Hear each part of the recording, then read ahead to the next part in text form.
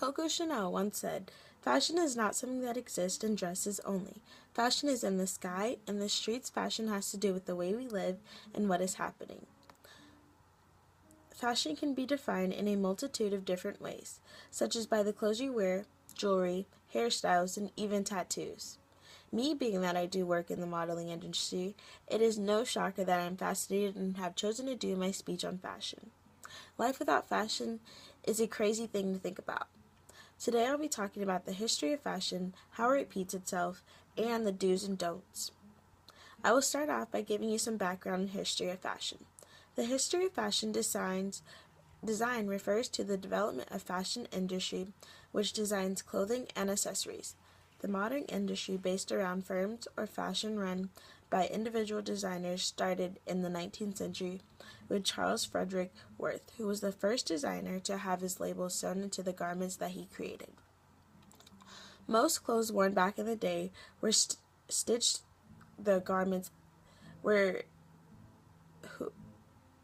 Most clothes worn back in the day were stitched by the person who wore them. In addition, during that time, someone's social status could be determined by what they wore. According to the Law, Culture, and Economics of Fashion article, it was said the most influential and widely held theory posits fashion as a site of struggle over social status. With this view, they also said fashion is adopted by social elites for the purpose of demarcating themselves as a group from the lower classes. During the 1930s, fashion was important from the youngest to the oldest people. Furthermore, fashion is a never-ending phenomenon. Just think about if you were to look at a lot of the trends today and maybe look at your aunt's high school pictures. You would see how we are basically copying their style.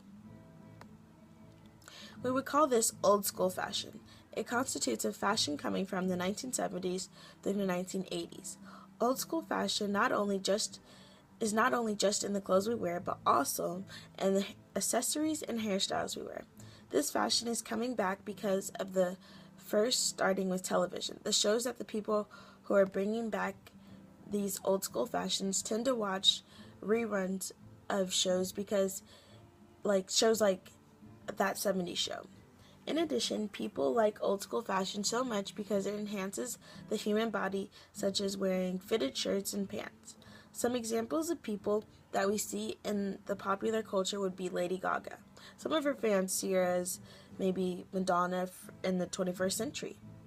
Our style represents who we are, however, there are a few do's and don'ts for everyone's wardrobe. Here are just a couple of do's and don'ts. First, I'll start off with the don'ts. You should not wear sweaters so long that it makes you appear like you're shorter than you actually are. During the summertime, you should not wear suede shoes. You should have a few of these basics on hand: t-shirts, leggings, and black socks. Indeed, you should try new things and seem like maybe they aren't for you, and make them your own. There are many ways to do this in an inexpensive way, such as by shopping at second-hand clothing stores such as Buffalo Exchange or even Plato's Closet. According to Anita Hamilton, these stores use a speeded-up production cycle to rush designer-inspired clothes into one because then it is priced at it